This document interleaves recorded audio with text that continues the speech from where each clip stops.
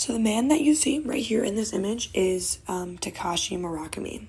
So Murakami was born on February 1st in 1962, and he was born in Tokyo, Japan. So he is a Japanese artist and also an entrepreneur, which I will get into a little bit later. But he studied Japanese painting at the Tokyo National University of Fine Arts and Music, and there he received his Bachelor in Fine Arts, and he received that in 1986, and then he received his PhD in Fine Arts, and he received that in 1993, and after he left school, he continued to work in artwork, as you can imagine, and he worked in solo and group exhibitions pretty often, and he made his first big debut in Europe in Transculture, and after that he just blew up. He just continued to boom. Like I said before, he is trained in traditional Japanese artwork, and Takashi created his style because he saw similarities between the traditional flat compositions of Japanese paintings and then also the very simplified aesthetic of Japanese anime and manga, which are Japanese comics.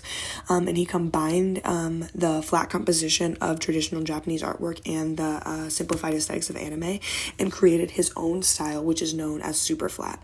And super flat just exploded. It exploded all over, and that is like really what made him super popular, is when he created his style of super flat artwork, and it became so popular that he had an exhibition in the Cartier Foundation of Temporary Art in Paris, which was a huge deal.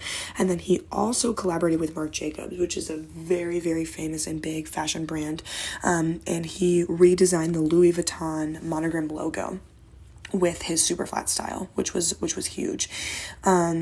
So he became so famous that people started calling him the Japanese Andy Warhol, which was a huge compliment to him because Andy Warhol is such an accomplished artist.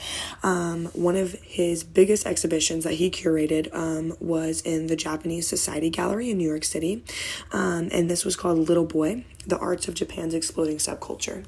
And in this exhibition, he not only put in some of his artwork, but also put in lots of other Japanese and Asian artwork. And he really has paved the way for Japanese and Asian artists to come over into Western culture and spread their influence, which is really, really cool. So he also, I said that I was going to come back to the fact that he was an entrepreneur. So Murakami takes his art and makes it available for the general public in merch. So shirts, paintings, well, they can buy his paintings, stuffed animals, figurines of his characters, things like that. And in this way, he made his art available to the general public, which was really, really cool, and definitely helped spread his influence even more. And his most recent thing is he was worked in a featured film and called Jellyfish Eyes, and this displayed in Japan. And so he is just super cool and works with tons of really high profile people like Kanye West. Actually, if you know Kanye West, he did the artwork for his 2007 album Graduation.